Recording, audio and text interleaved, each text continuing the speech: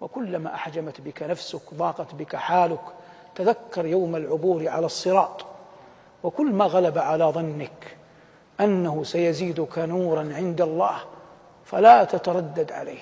كلنا بشر ضعيف يغلب على أمره، تغلب عليه شهوته، يغلب عليه عجزه، يغلب عليه ضعفه، لكنني أنبهك على شيء يحبه الله. كلما جئت إلى فراشك وكان قد أصابك من العناء والتعب ما أصابك، بصرف النظر عن سبب ذلكم العناء والتعب، لأن الناس يختلفون، هذا مسافر وهذا رحال وهذا عمله في الليل وهذا قيم على أطفال وهذا يختلفون. إذا جئت تنام قبل أن تضع جنبك على فراشك صلي لله ولو ركعتين. قدم ما يحبه الله على ما تحبه نفسك، واجعل هذا بينك وبين ربك، واحتسب أن يزيدك الله به أجرا ويرفعك الله به ذكرا، وأن يجعله الله نورا لك يوم تلقاه.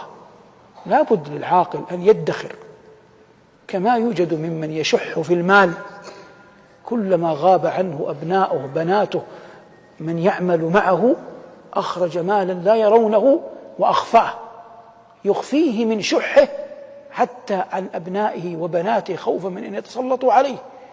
أنت أولى بهذا منه، هو يرجو الدنيا، أنت أرجو الآخرة. إذا غاب عنك رفقاؤك أصدقاؤك زوجتك أهلك فادخر تلك اللحظات، تلك الأحوال، تلك الساعات، ولو دقائق لو ساعات، أن تضع فيها بنفسك عملا صالحا بين يدي الله. والله هذا ليس قسم، إخبار. والله يحب من عباده أنهم إذا هجع الخلق وناموا قاموا له يقفون بين يديه يناجونه بكلامه. قال الله جل وعلا: تتجافى جنوبهم عن المضاجع إنما يؤمن بآياتنا الذين إذا ذكروا بها خروا سجدا وسبحوا بحمد ربهم وهم لا يستكبرون. تتجافى جنوبهم عن المضاجع يدعون ربهم خوفا وطمعا ومما رزقناهم ينفقون.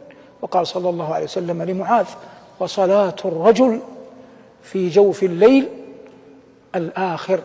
والله إن نفسا رجلا أو امرأة يضع جنبه على فراشه وآخر عهده بالدنيا ركعات صلاها لله لا يبالي استيقظ من مرقده أو لم يستيقظ، على الأقل كما أقول مرارا في الدروس يحاج الله أن آخر عهدي بالدنيا أنني صليت لك ركعتين.